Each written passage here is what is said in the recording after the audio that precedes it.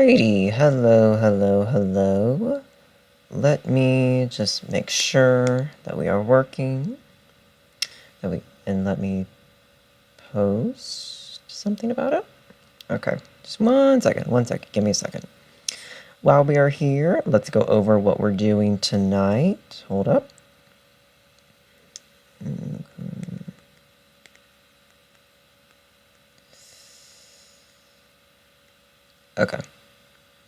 Okay, so what are we doing here tonight? Well, as you can tell by the title of this video, this live stream, we're still continuing on with the unhauling of books that we did a few weeks ago. We've taken a few weeks off because of the holidays and whatnot. So we are back. We are getting back into the swing of things, and let's begin in just one moment. Just let me check one little thing, and also let me send out this one little thing.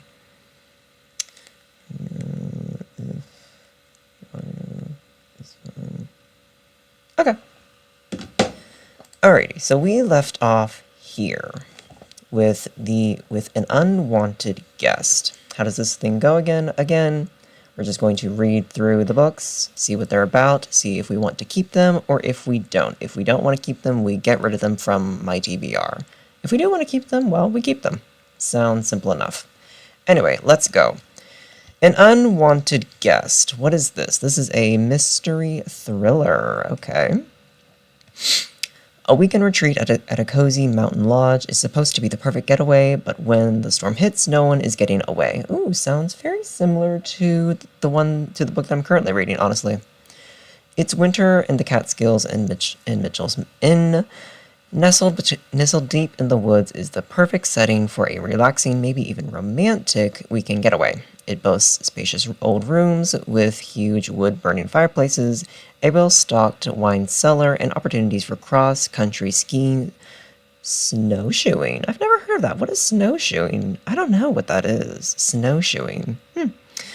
Or just curling up with a good murder mystery. So when the weather takes a turn for the worst and a blizzard cuts off the electricity and all contact with the outside world, the guests settle in and try to make the best of it. Soon, though, one of the guests turns up dead. It looks like an accident, but when a second guest dies, they start to panic. Within the snow in paradise, something or someone is picking off the guest one by one, and there's nothing they can do but hunker down and hope they can survive the storm and one another. This is basically just an adult version of the book that I'm currently reading, A Bitter End, The Bitter End by Alexa Dunn. So, I don't know. You know what? I'm gonna think on this one. Because I'm liking The Bitter End. So if by the time I finish it, I kind of want more like snowed in murder mysteries. At that point, we will decide whether I want to keep that or not. Oh, hey, Grammar, and thank you for telling me that the audio sounds good. Let's continue. Alrighty, so this is What If It's Us? This is a YA romance. Okay. Arthur is in New York for the summer, but if Broadway has taught him anything, it's that the universe can deliver a show-stopping romance when you least expect it. Ben thinks the universe needs to mind its business. If the universe had its back, he wouldn't be on his way to the post office carrying a box of his ex-boyfriend's things. But when Arthur and Ben meet cute at the post office, what exactly does the universe have in store for them? Okay. It's basically just a cute little romance story. I know exactly why I saved this one, because it's by Adam Silvera. At least he's one of the co-authors, and I loved. They both die at the end, and I was wanting to read more stuff by him at that time. Nowadays, though, it's been a few years, and I'm just like, okay, I can kind of get romance from other places. So I think what we're going to do is kick it. Maybe someday we'll read it, maybe not, but I think for right now we're just going to kick it. It's not like a priority or anything. Alrighty, this is Carry On. This is another YA romance.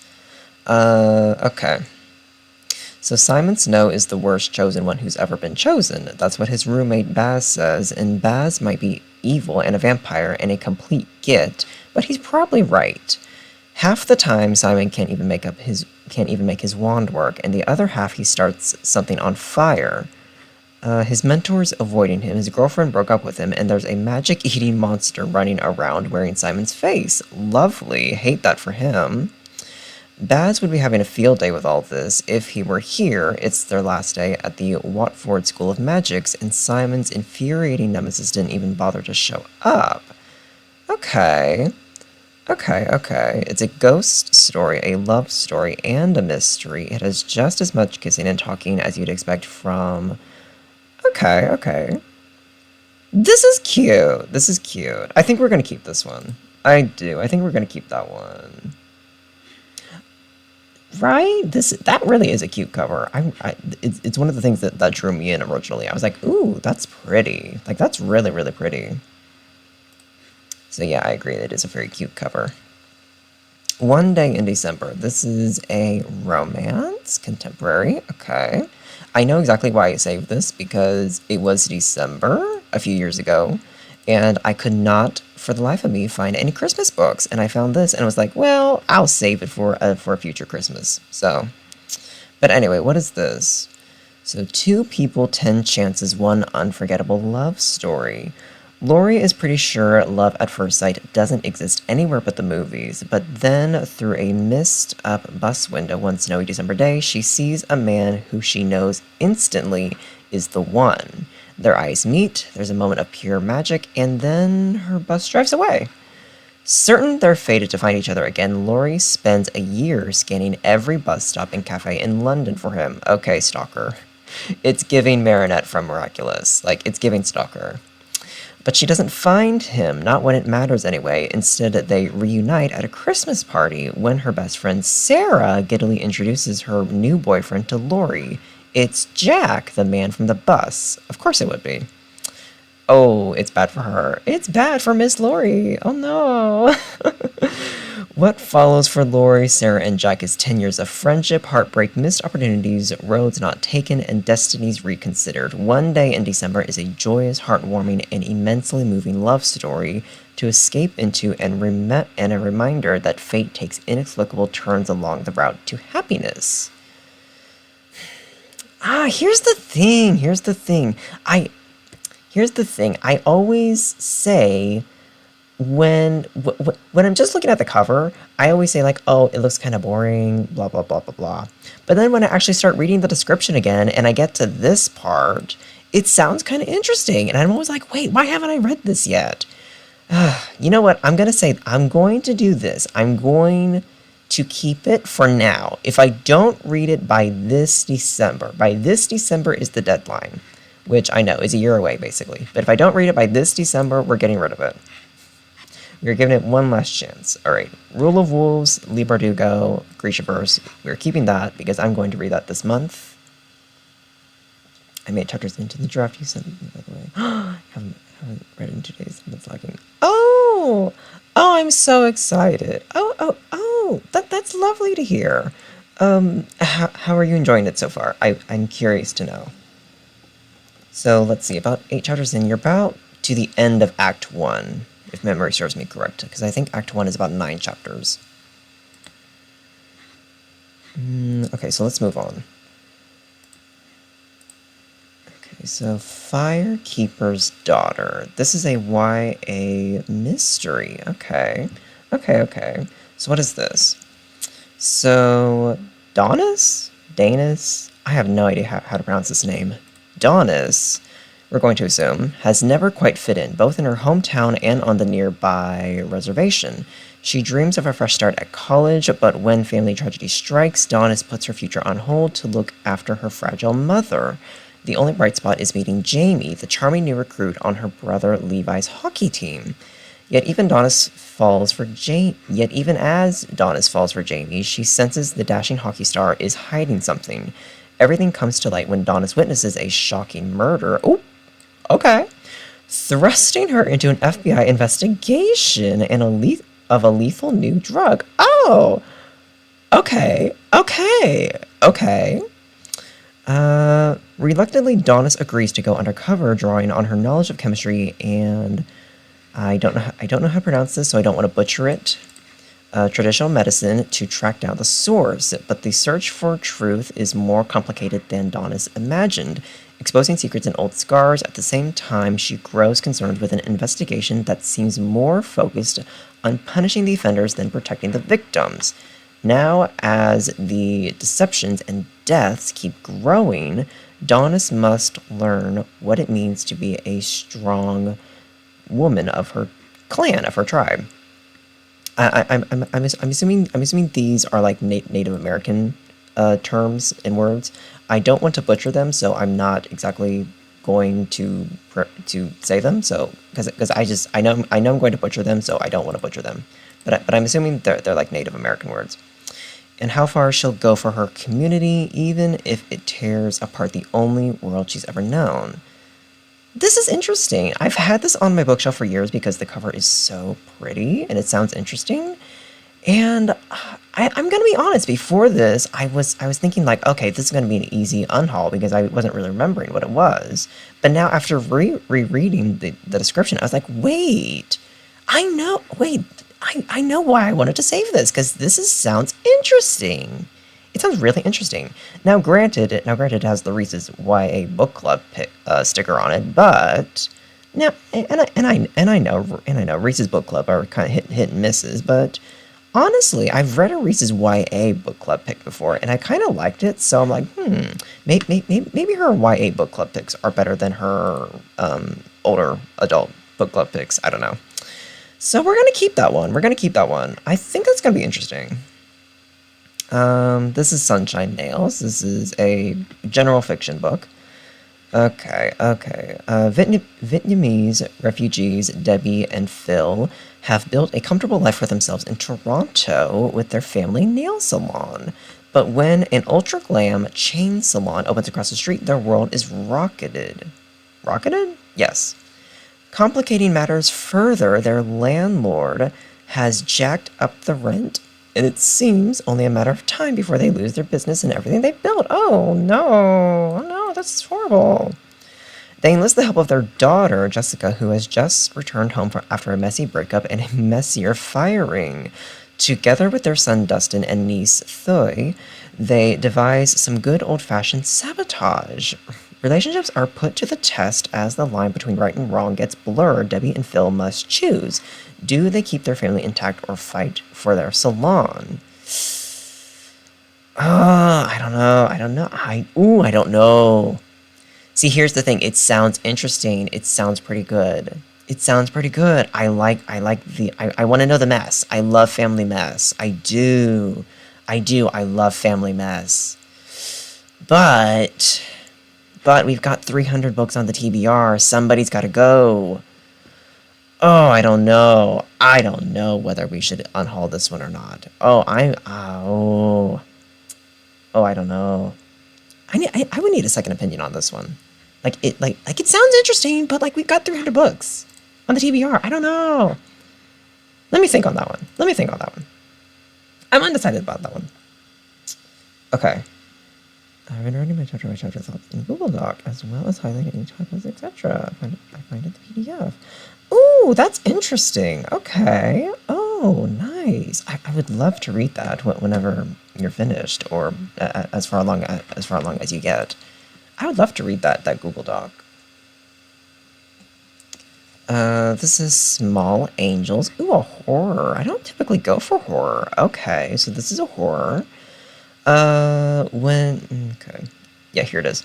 When Chloe turns the key to Small Angels, the church nestled at the edge of the woods where she is to be married, she is braced for the cobwebs and dust. What she doesn't expect are the villagers' concerned faces, her fiancé's remoteness, or the nagging voice in her head that whispers to her of fears she didn't even know she had. Okay. Something in the woods is beginning to stir. We can get rid of it. That's okay. We can get rid of it. I don't typically go for horror. I've only read one horror book in all my life. I liked it, but I've never really had an urge to go for horror, So we can get rid of it. Okay. This is The Court of Miracles. Oh, it's a series. How many books in the series? I'm curious. Okay, there's 3 books in the series, and it's still coming out to this day. Okay, okay, okay. Oh, historical fiction, YA fantasy. Okay. In the violent urban jungle of an alternate 1828 Paris, the French Revolution has failed, and the city is divided between merciless royalty and 9 underworld criminal guilds known as the Court of Miracles. Makes sense because the book is titled The Court of Miracles, not The Court of the Merciless. What was I thinking?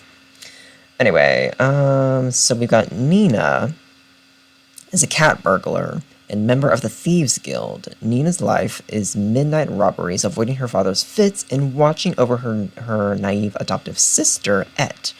When Et attracts the eye of the tiger, the ruthless lord of the Guild of Flesh, Nina is caught in a desperate race to keep the younger sister safe. Her vow takes her from the city's dark underbelly to the glittering court of Louis the whatever. And, okay, just, we can get rid of it. It's probably interesting, but I don't, need to read it, so we can get rid of it. Okay. Wait, I'll highlight No! Not the highlighting not saved. Oh, no. Oh, I'm heartbroken. Oh my god. That's heartbreaking. Oh.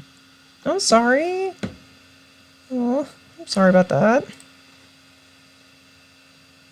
Alrighty, so this is a young adult romance. Okay, so we've got Bradley, is a perfect match. He's a star football player, manages his OCD well enough, and comes out on top in all of his classes, except the one he shares with his ex-best friend, Celine. Celine is a conspiracy theory obsessed. Ooh, sorry, something on my tongue, sorry. Social media followers eat up her takes on everything from UFOs to holiday overconsumption, yet she's still not cool enough for the popular kids' table, which is why Brad abandoned her for the in crowd years ago. Damn, boy! At least that's how Celine sees it. These days, there's nothing between them other than petty insults and academic rivalry. So when Celine signs up for survival courses in the woods, she's surprised to also find Brand right beside her. Okay, so they have to work in the woods in this academic setting, and it brings them back together. Okay. See, it sounds interesting. I would kind of like to read it, but at the same time, we've got 300 books in it, and I don't typically go for YA romance. I mean, I will on occasion, but I don't typically go for YA romance, so... Okay, what is this? This is a historical fiction. Okay. In present-day California, Eleanor Bennett's death leaves behind a puzzling inheritance for her 2 children. A black cake made from a family recipe with a long history and a voice recording. In her message, Eleanor shares a tumultuous story about a headstrong young swimmer who escapes her island home under suspicion of murder. The heartbreaking tale Eleanor unfolds, the secret she still holds back, and the mystery of a long-lost child challenge everything the siblings thought they knew about their lineage and themselves. Can Brian and Benny, her children, reclaim their once close relationship, piece together Eleanor's true history, and fulfill her final request to share the black cake when the time is right? Will their mother's revelations bring them back together or leave them feeling more lost than ever? Why not? Let's keep it. Let's keep it. I keep saying, ever since I read The Personal Librarian, that I want to read more historical fiction. There's a historical fiction. Let's keep it. Have We Met? This is a romance. Okay, this is a romance. What if you already met the soulmate you were destined to be with and you didn't even know it? Girl, not relatable at all. After losing her best friend to cancer, Coraine's life is in flux. Okay, she has moved back to Chicago, is considering her next career move, or temp job, and has absolutely no time to look for love until a mysterious dating app called Met suddenly appears on her phone, and with it an invitation for Corinne to reconnect with 4 missed connections from her past. One of them Met says, is her soulmate. Okay.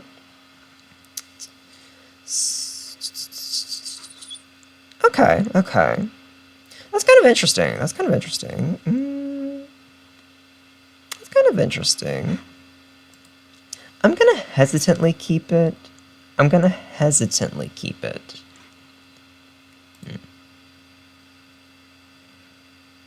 Yeah. Okay.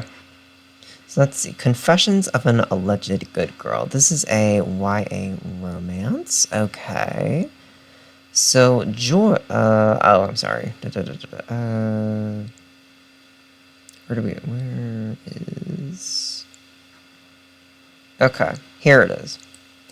Monique is a preacher's daughter who detests the impossible rules of her religion. Everyone expects her to wait until marriage, so she has no one to turn to when she discovers that she physically can't have sex. After 2 years of trying and failing, her boyfriend breaks up with her. To win him back, Monique teams up with straight-laced church girl Sasha, who is surprisingly knowledgeable about Monique's condition, as well as Reggie, the misunderstood bad boy who always makes a ruckus at church, and together they embark upon a top-secret search for the cure. While on their quest, Monique discovers the value of true friendship and the wonders of a love that accepts her for who she is. Despite everyone's opinions about her virtue, she learns to live for herself, inspiring all of us to reclaim our bodies and unapologetically love ourselves. I think I'm going to chop this one. I think so. Yeah. Like, it sounds okay, but I think we're going to chop it. Love theoretically by Ali Hazelwood. We can chop it, not because I don't enjoy Ali Hazelwood's writing, but just because, like, I don't need to save all of her books on my TBR. Like, I really, really don't. But I do eventually, throughout the years, want to eventually read her entire bibliography. So, yeah. So I'm not writing it off, I don't need it on this TBR exactly. Anyway, what is this? The Priory of the Orange Tree. This is a fantasy. Okay. So this house has ruled Inlis for 1,000 years. Still unwed, Queen Sabrin the Ninth must conceive a daughter to protect her realm from destruction, but assassins are getting closer to her door. Okay, Iyad is an outsider at court. Though she has risen to the position of lady-in-waiting, she is loyal to a hidden society of mages. Iyad keeps a watchful eye on Sabrin, secretly protecting her with forbidden magic. Okay, love that. That's cool. Across the dark sea, Tane has trained to be a dragon rider since she was a child. Okay, we got dragons. Love that. But is forced to make a choice that could see her life unravel. I do want to get to this someday. I do. The only thing that freaks me out about this book is that I've heard it's so long. I've heard that it's so freaking long. I actually got this on ebook through my library at one point, and I was like, okay, I see the page count, and I'm like, oh, yeah, I'm not going to finish this in 2 weeks, and it's on ebook. Ebook is not my preferred reading method, so we're just going to return this to the library and let someone else have it. So, but I feel like if I could get it physically, I could enjoy it. I do. I mean, because I like long ass books physically. The Family Bones. This is a thriller. Okay. Psychology student Olivia. Her family is notorious among true crime buffs. Faced with a legacy of psychopathy that spans generations, Olivia has spent much of her academic life, trying to answer one chilling question: nature or nurture? Although she's kept a safe distance from her blood relatives for years, Olivia agrees to attend a weekend reunion. After all, her fiancé is eager to meet his future in-laws, and the gathering may give her a chance to interview her elusive grandfather about the family traits. Okay, so she uncovers the dark family secrets. Yeah, we can get rid of it. It's okay. We don't. It's okay. Before I Let Go. This is a romance. Okay. So what is this about? I've heard great things about this one. I really, really have. Let's check the reviews real quick. Mostly 5 stars. I've heard great things about this, which makes me excited to read it. Their love was supposed to last forever, but when life delivered blow after devastating blow, Yasmin and Josiah found that love alone couldn't solve or save everything. It couldn't save their marriage. Oh, that sucks. That sucks. Yasmin wasn't prepared for how her life fell apart, but she is finally starting to find joy again.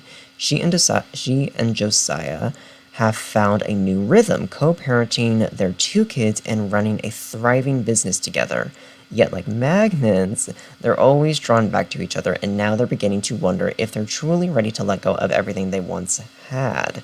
Soon, one stolen kiss leads to another, and then more. It's hot, it's illicit, it's all good, until old wounds reopen. Is it too late for them to find forever, or could they even be better? There we go. The second time around. I've heard great things about this one. It sounds pretty good. I'm gonna keep it. I know it's an unhaul. I know it's an unhaul stream, and I keep saying, "Oh, I'm gonna keep it. I'm gonna keep it." I get it. Sue me. But I am getting rid of a few. I am. Just not that one because it sounds really good. Okay. Take My Hand. This is a historical fiction. Okay, so inspired by true events that rocked the nation, a searing and compassionate new novel about a black nurse in post-segregation Alabama who blows the whistle on a terrible injustice done to her patients, from New York Times bestselling author of Winch. Okay.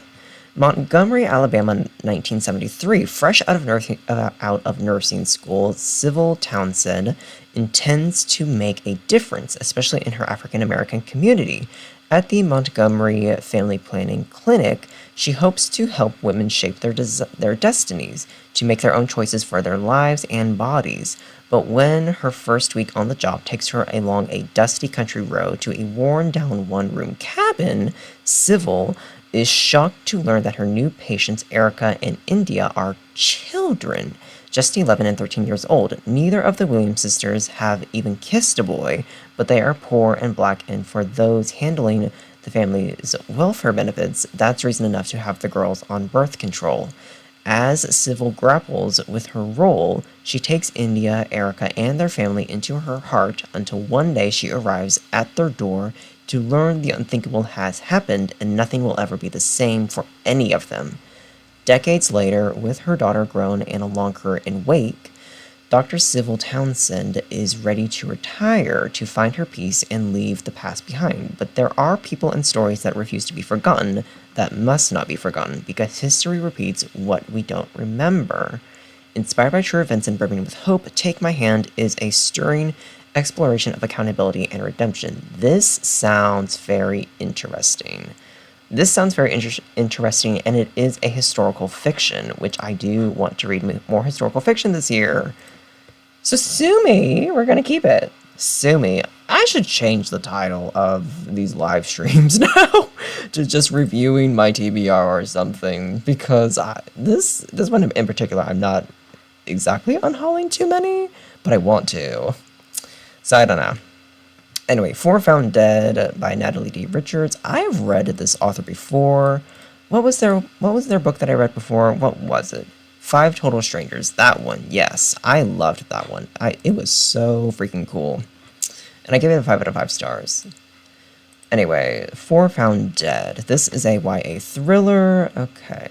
So, tonight, Tempest Theaters is closing forever, the last remaining business in a defunct shopping mall.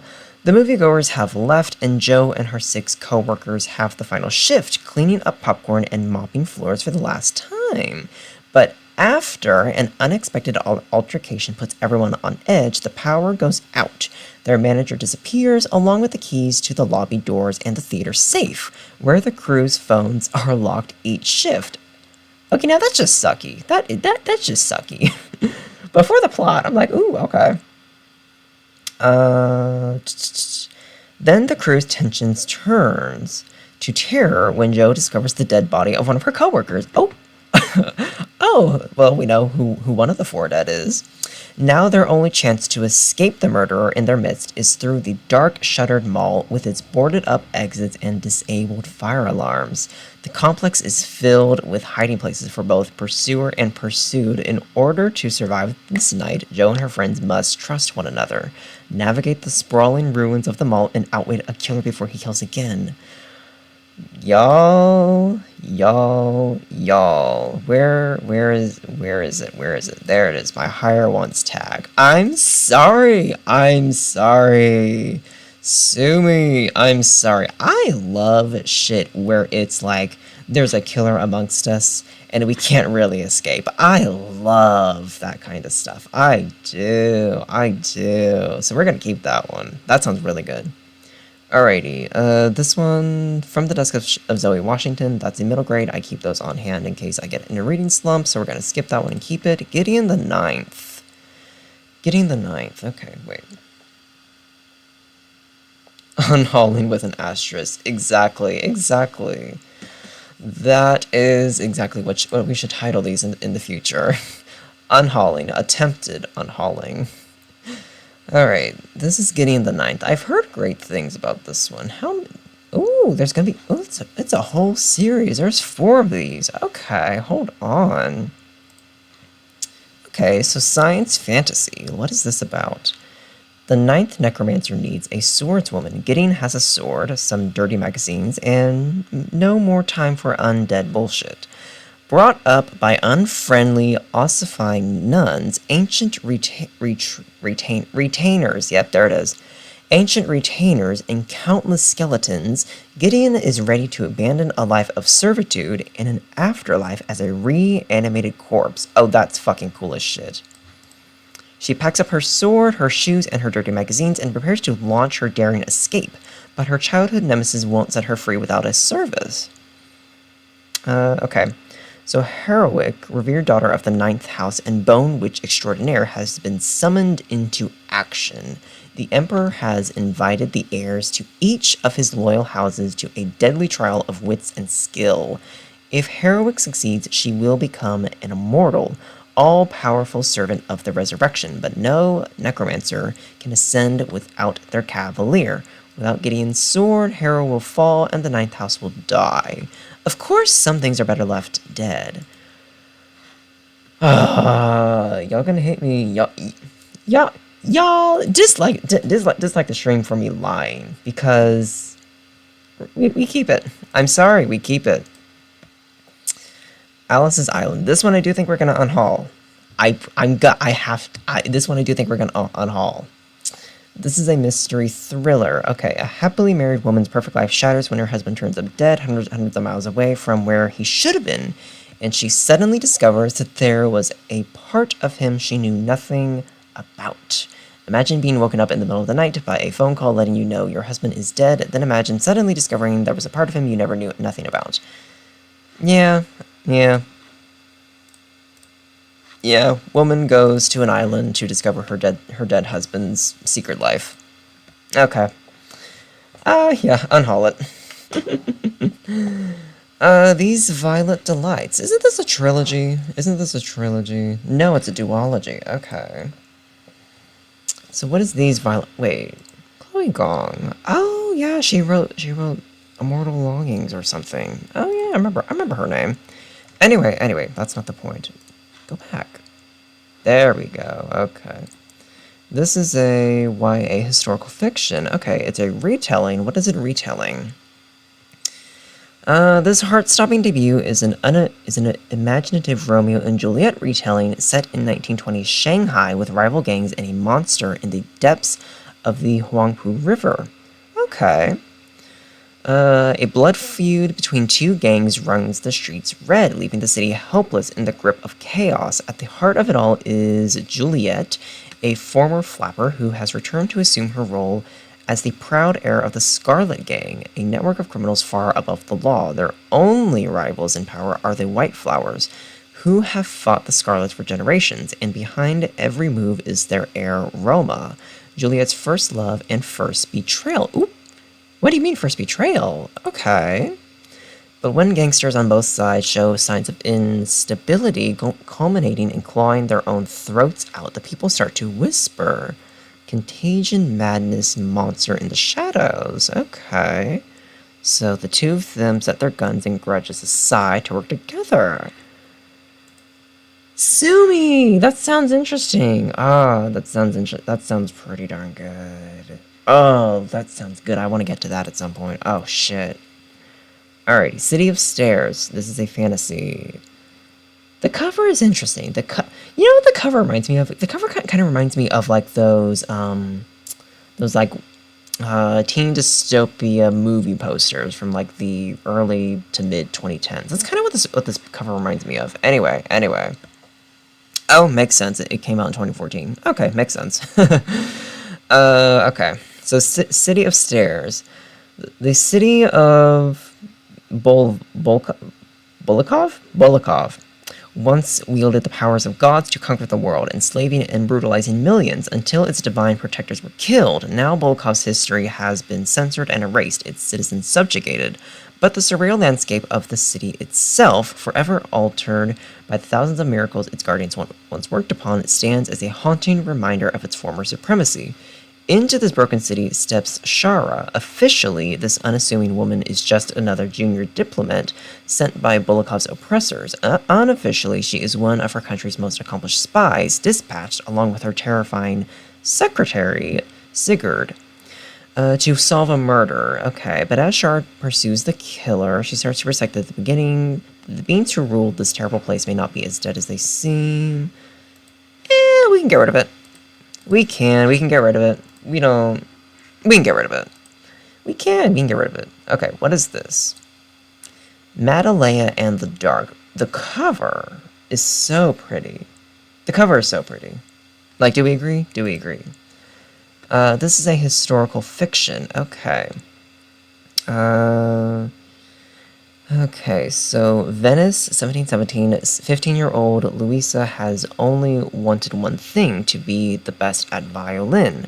As a student at the whatever that is, she hopes to join the highest ranks of its illustrious girls' orchestra and become a protege of the great Antonio Vivaldi. Luisa is good at violin, but she's not the best. She has peers, but she does not have friends until Maddalena. After a scandal threatens her noble family's reputation, Maddalena is sent to the school to preserve her marriage prospects. When she meets Luisa, Madalena... Oh, okay, so they're gonna fall in love. We can get rid of it. We can get rid of it. Alrighty, let's refresh the page. Where are we now? We are now at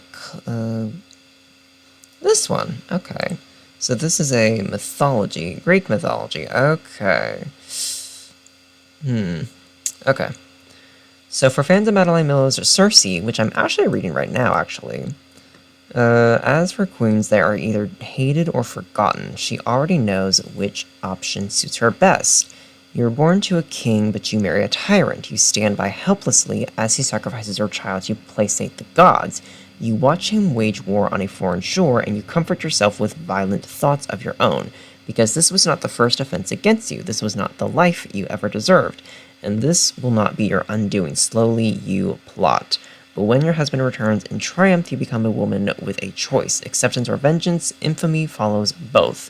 So you bide your time and force the gods' hands in the game of retribution.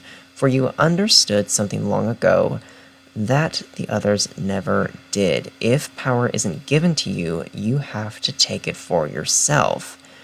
This does sound interesting, but I'm not that big into Greek mythology. I like Madeline Miller's books, but beyond that, I'm not really into Greek mythology. So, we can get rid of it. Next is The Wishing Game. This is a fantasy romance. Okay. I think this is popular in Book Talk. I'm not sure. I think it is, though, but I'm not sure. I don't know. Alrighty, so Lucy knows better than anyone what it's like to grow up without parents who loved her. I'm not gonna comment. I'm not gonna comment. In a childhood marked by neglect and loneliness, Lucy found her solace in books, namely the Clock Island series. Okay. Now she's a teacher's aide. She's able to share her love of reading with Brighton students. Okay. Especially this Christopher kid who is an orphan. Okay, she would like to adopt the orphan. Okay. But she's poor. Okay, so the author of her favorite book series announces he's finally writing a new book. Even better, he's holding a contest at his home on the real Clock Island, and Lucy is one of the 4 lucky contestants chosen to compete to win the one and only copy. Okay. Okay, so it's basically Charlie and the Chocolate Factory, but make it books. Okay. We don't necessarily have to keep it. Like, we've got 300, almost 300 now. Hey, we're below 300. We've got almost 300 now, so we can chop it. We can chop it. Anyway, Lilith. What is this? Okay. This is a mythology, historical fiction, fantasy. Okay, yeah, it's Lilith. I'm assuming it's, like, religious Lilith. Anyway, oh, okay, so also for fans of Madeline Miller, interesting. Lilith and Adam are equal and happy in the Garden of Eden until Adam decides Lilith should submit to his will and lie beneath him. She refuses and is banished forever from paradise. Demonized and sidelined, Lilith watches in fury as God creates Eve, the woman who accepts her submission, but Lilith has a secret. She has already tasted the fruit of the tree of knowledge. Okay, she ate an apple. Endowed with wisdom, she knows why Asherah, God's wife and equal. Ooh, that's interesting. I've never heard of God having a wife. Okay. The Queen of Heaven is missing. Oh, maybe that's why we never heard of her, because she's missing. Lilith has a plan. She will rescue Eve, find Asherah, restore balance to the world, and regain her rightful place in paradise. Period, Queen. Lilith's quest for justice drives her throughout history, from the ziggurats of ancient Sumer, I don't know, to the court of Israel's Queen Jezebel, and to the side of a radical preacher in Roman Judea. In the modern age, as she observes the catastrophic consequences of a world built on inequality, Lilith finally understands what must be done to correct the wrong done to women and all mankind at the beginning of time. I would like to do more research on this author. It sounds really interesting, but I would like to do more research on this author and decide that before I read this. Let me make a note of that, actually. Hold on. Let me just put her name into Google so I know to remember to look her up later. Okay. I kind of want to research this author first, just before I make a decision, because it sounds interesting, but also, you know. All of Us Villains. I know exactly why I saved this one. It's because I read Amanda Foodie's Shadow Game trilogy. Yeah, this one, the Ace of Spades stuff, and I freaking loved it. And I was like, I want to read everything by her. And I just have never read anything else by her, strangely enough. So let's see what this is about. Fantasy YA. You fell in love with the victors of the Hunger Games, now prepare to meet the villains of the Blood Veil. The Blood Moon rises, the Blood Veil falls. The tournament begins. Every generation at the coming of the Blood Moon, 7 families in the remote city of Livernath each name a champion to compete in a tournament to the death. The prize? Exclusive control over a secret wellspring of high magic, the most powerful resource in the world, one thought long depleted. Okay. We can get rid of it. We're going to take it off the shelf. If I get around to it eventually, we will get around to it eventually. This one, More Than This, the Davenport's number 2. We're keeping that one because it's the second in a series, and I've read the first one, and I really enjoyed the first one, so we're going to keep it. The Hunting Party by Lucy Foley.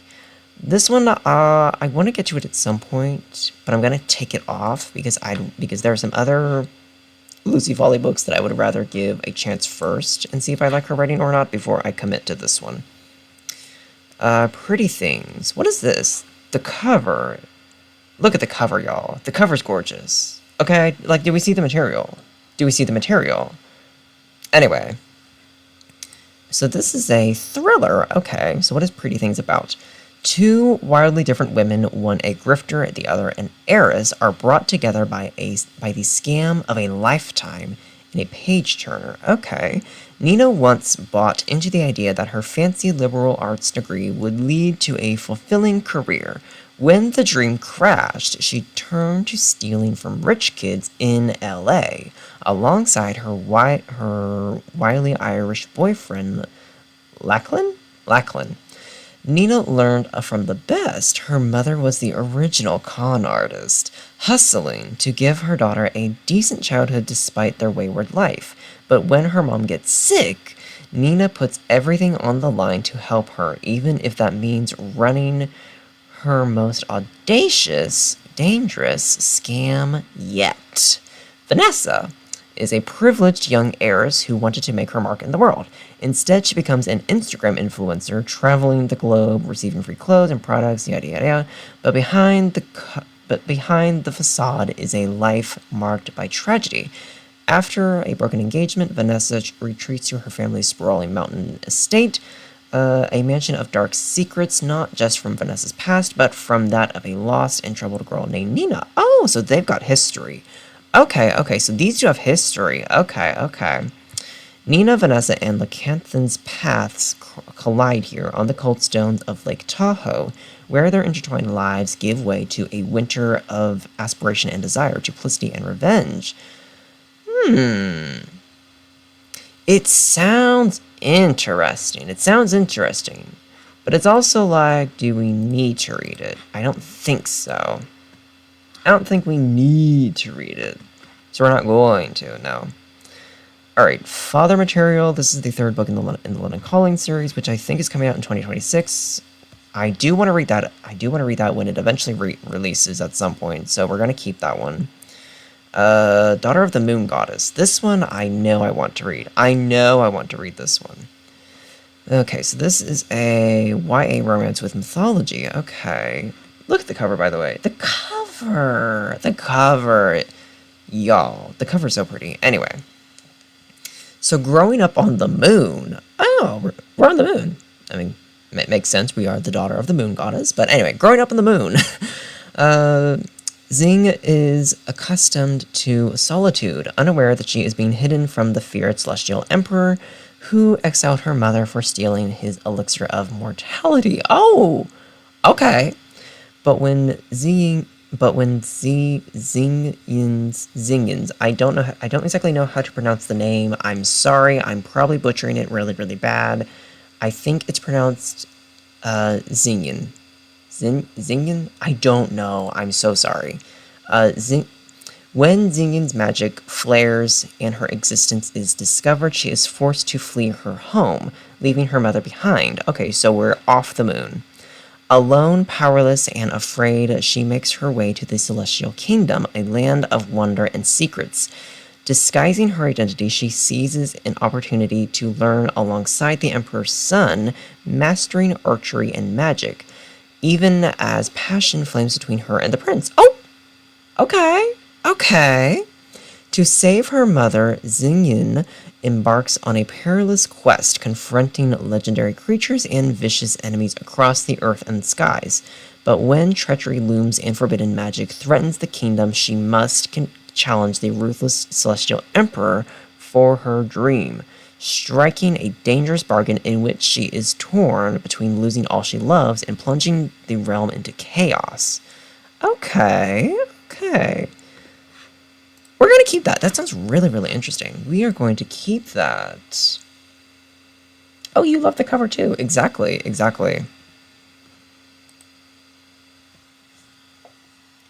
Let's move on. So Friday, I'm in love. This is a YA romance. Okay. Uh, okay, so Mahila Harris wants. She wants a big sweet 16 like her best friend Naomi. She wants the super cute new girl Siobhan to like her back. She wants a break from worrying about money, snide remarks from her white classmates, pitying looks from church ladies, all of it. Girl, fair. That is fair enough. That is fair enough. I hope you get a break in all you want, girly. Then inspiration strikes. It's too late for a sweet 16, but what if she had a coming out party? A singing, dancing, rainbow cake eating celebration of queerness on her own terms. The idea lights a fire in her, and soon Mahila is scribbling and saving, taking on extra hours at her after school job, trying on dresses, and awkwardly flirting with Siobhan, all in preparation for the coming out of her dreams. But it's not long before she's buried in a mountain of bills, unfinished schoolwork, and enough drama to make her English lit teacher blush. With all the responsibility on her shoulders, will Mahilla's party be over before it's even begun? Oh. We're gonna keep this one. We're gonna keep this one.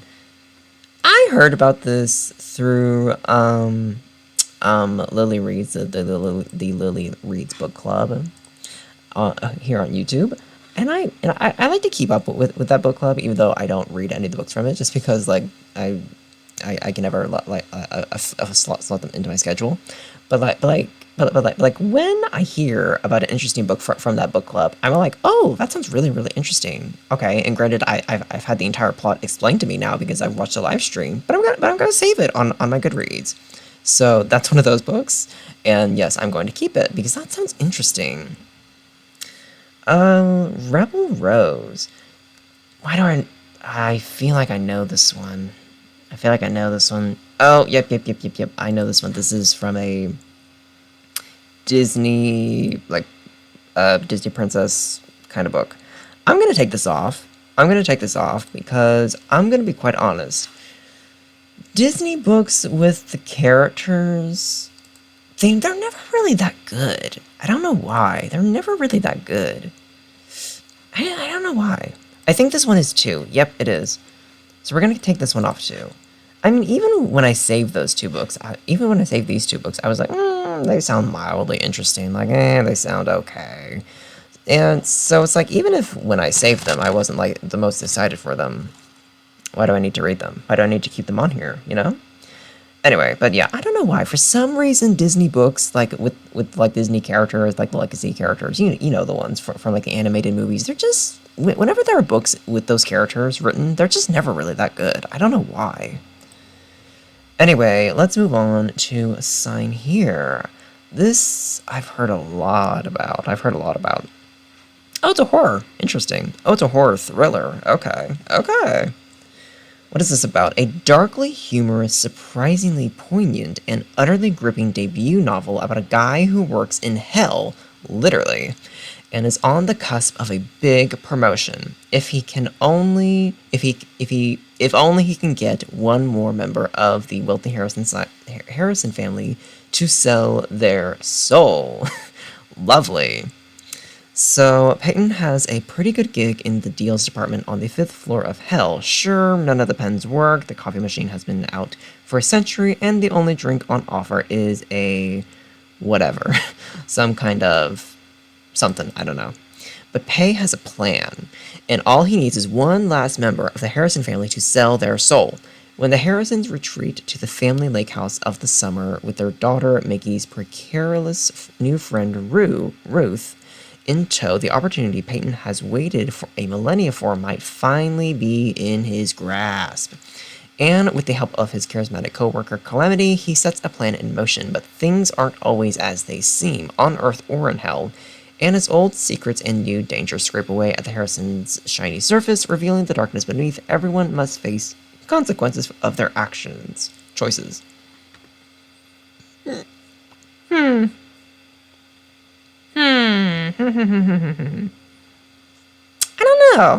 don't know.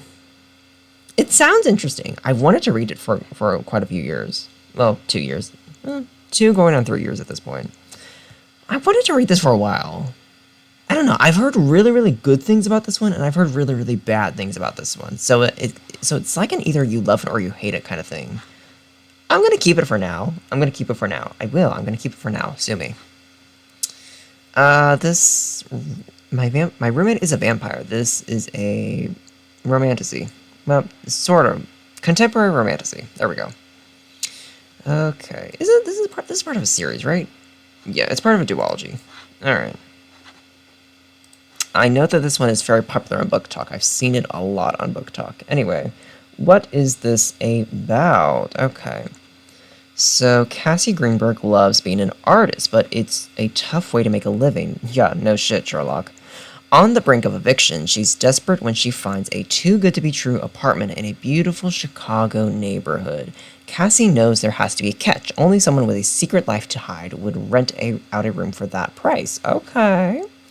Of course, her new roommate, Frederick, is far from normal. He sleeps all day, is out at night on business, and talks like he walked out of a Regency romance novel. He also leaves Cassie heart-melting notes around the apartment, cares about her art, and ask about her all day. And he doesn't look half bad shirtless. Okay. On the rare occasions they're both home and awake, but when Casey finds bags of blood in the fridge that definitely weren't there earlier, Frederick has to come clean. Cassie's sexy new roommate is a vampire and has a proposition for her. I feel like this one might be a little bit too cheesy for me. I know, don't judge a book by its cover or description, but like I feel that this one's gonna be just a little bit too cheesy for me. So let's cut it. Okay, let's cut it. We can go for a few more minutes. Yeah, let's go for a few more minutes. Alrighty, The Scarlet Alchemist. Isn't this part of a trilogy? No, it's part of a duology. Okay. So what is this? This is a YA fantasy historical fiction? Okay. So Zillion dreams of becoming a royal alchemist, of providing for her family by making alchemical gold and gems for the wealthy to eat in order to stay young forever. But for now, she's trapped in her impoverished village in southern China, practicing an illegal form of alchemy to keep food on the table, resurrecting the dead for a price. When Zillion finally has the chance to complete her imperial exams, she ventures to the capital to compete against the best alchemist in the country, and task she'll be lucky to survive, let alone pass. On top of that, her reputation for being... I'm kind of getting bored just reading this. So we can cut it. I'm kind of getting bored just reading the description. I'm sorry, that might sound mean, but I am. Ooh. Yeah, we gotta wrap this up soon, because my throat is getting a little bit dry. Alrighty, Divine Rivals, I'm sorry. Why did I keep saying Divine Royals? Divine Rivals. I do want to read this. I know it's very popular on Book Talk, and I just want to see like what the hype is about. I've heard it's either really good or really bad. So, but I do want to read it. I don't know if I've heard something about the author though. I need to look up this author because I don't know if I've heard stuff about her or not. So yeah, but I do want to read that. But I need to look up if the author is problematic or not, because I'm not sure. I feel like I've heard something about her, but I don't know exactly. I don't know. Maybe I'm thinking of someone else. I don't know. Anyway. Ooh, only bad options. This is so pretty. I'm so sorry. I'm such a whore for like blue space images. I really, really am. I love blue. I love space. I just love blue spacey images. So this cover just does it for me. Oh my god, I love it. Anyway, science fiction romance. Okay, science fiction romance. Galactic Bonds. Isn't there... Oh, there's like a whole series. Oh my god, there's like 5 books in this series. And they're still coming out. Okay. Okay. Maybe we should. I like long series. Okay, so anyway. I'm sorry, only bad options. Okay, a woman who sees everything. A few people know the name Vesper. To most folks, I'm just a lowly lab rat who designs brew makers and other household appliances in the research and development department at the powerful Kent Corp. But when I point out a design flaw and a safety hazard in the new line of Kent Corp Star Cruisers, everyone knows who I am and wants to kill me. Lovely. I might be a seer with a photographic memory, but I don't see the trouble headed my way until it's too late. Suddenly, I'm surrounded by enemies and fighting for my life. I don't think things can get any worse until I meet Chiron, an arrogant regal lord who insists that we have a connection, one that could be the death of both of us. This Chiron guy, just from this sentence alone, reminds me so much of like Thomas from the Maze Runner. Just like, we have a connection! We have a connection! Ah! Like, okay. A man who can't forget his past. The name Chiron strikes fear in the hearts of people across the galaxy. As the leader of the Arrows, the Imperium's elite fighting force, I'm used to being a villain, as well as a personal assistant of Lord Callus. Even the wealthy regals who live on the planet of Corian are afraid of me. But everything changes when I meet Vesper. I might be a powerful Pison? I don't know. Powerful something, with telepathic, telekinetic, and other abilities, but Vesper sees far too many of my secrets. Thanks to the arcane. Of course. Okay, Victor. Unwanted quirk of psionic magic. The two of us are forced to work together to unravel a dangerous conspiracy and outwit the dangerous enemies who want to bend us to their will. What are the reviews? I'm just curious. Ooh, the reviews are really good. Okay, wait, hold on. Long series, sounds interesting, good cover, good reviews. What can I say? I don't have a reason to get rid of it. What can I say? I don't know. Oh, y'all like the covers. Oh, hello, Blueberry. How are you? I've never seen you before. You're new. I love new people here. Hello. And right, you and Grammar both love the cover as well as I do, right? It's so pretty. What is this? Fortune's Shadow. This is dubbed a fantasy with no other subgenres. Okay. I'm guessing this is self-published. Just because of the cover, the title, and the tagging of it, I'm guessing. Anyway, Fortune's Shadow. Fleeing the ashes of his old life, Ulrich, there we go. Ulrich arrives in the city of Trumik, set on claiming his mentor's legacy as the greatest thief in the Republic. Perhaps an impossible task in a city of fabulous wealth and wretched poverty, where cruel nobles rule as priest and dragon magi scheme, where the streets and back alleys are jealously ruled by the Emperor, the masters of all crime in the Republic's capital. Then everything changes for Ulrich upon meeting Perseus, a mysterious young healer and actress in desperate need of a bodyguard. Despite an undeniable attraction, the two quickly find themselves at odds with each other and the gangs of the Emperor. Okay. I think we can chop it. I think we can chop it. It sounds cute. It sounds fun. Like, we can chop it. Alright, what's next? Balance of the Fates. What is this? Okay. Fantasy, romance, okay. Oh, it's part of a series. What is the series? Oh, it's a duology. Okay. Love that. The Balance of Fates. When her grandmother falls ill, Lucia has to leave her sheltered life and travel to the Academy of Mystics to compete in the Triune. In 3 events, she will compete against vampires and werewolves to take her grandmother's place as the guardian vessel of a destructive celestial of magic and prove her worth as heir to her royal coven. But her heart is pulled in 2 directions when she falls for her rival, Adelaide. A troublesome vampire who doesn't play by the rules, Lucia is forced to choose between the traditions that hold her coven together and the passions that could tear apart her world. Okay. That sounds kind of interesting. Oh, it's got really good reviews. Okay.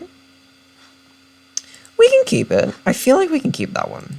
I do. I feel like we can keep that one. Alright, I kind of want to do one or two more just because my voice is starting to get tired, and then we can call it a night. Yeah. So what's up next? Last night at the Telegraph Club. Why is this marked? Oh, okay. It is a series. I was wondering, like, I thought this was a standalone. No, it's not a standalone. It's a series. Okay, it's a duology. Okay, so this is a historical fiction.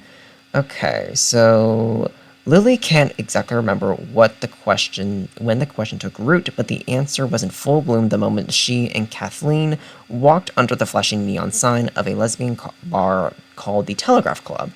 America in 1954 is not a safe place for two girls to fall in love. Yeah, no shit. Especially not in Chinatown. Red Scare paranoia threatens everyone, including Chinese Americans like Lily. Oh, okay. With deportation looming over her father, despite his hard-won citizenship, Lily and Kath risk everything to let their love see the light of day. I'm keeping this one. This one sounds really interesting, and this one also sounds pretty good to read in our current times. So I'm keeping that one. That one sounds really interesting. Fall of Ruin and Wrath. Also a pretty cover. What can I say? I love blue. Fall of Ruin and Wrath. What is this? This is a romantasy. Okay. I do want to read more romantasy. I got some romantasy for Christmas, by the way. I did. I got a few romantasies for Christmas. And I'm like, oh, yay. I do want to read more romantasy in 2025. Long ago, the world was destroyed by gods. Only 9 cities were spared. Separated by vast wilderness teeming with monsters and unimaginable dangers, each city is now ruled by a guardian royalty who feed on mortal pleasure. Born with an intuition that never fails, Callista knows her talents are of great value to the power-hungry of the world, so she lives hidden as a courtesan of the Baron of Archwood. In exchange for his protection, she grants him information. When her intuition leads her to save a traveling prince in dire trouble, the voice inside her blazes with warning and promise. Today he'll bring her joy, one day he'll bring her doom. When the Baron takes an interest in the traveling prince, and the prince takes an interest in Callista, she becomes the prince's temporary companion. But when the city simmers with rebellion, and the knights of the monsters at her city gates... I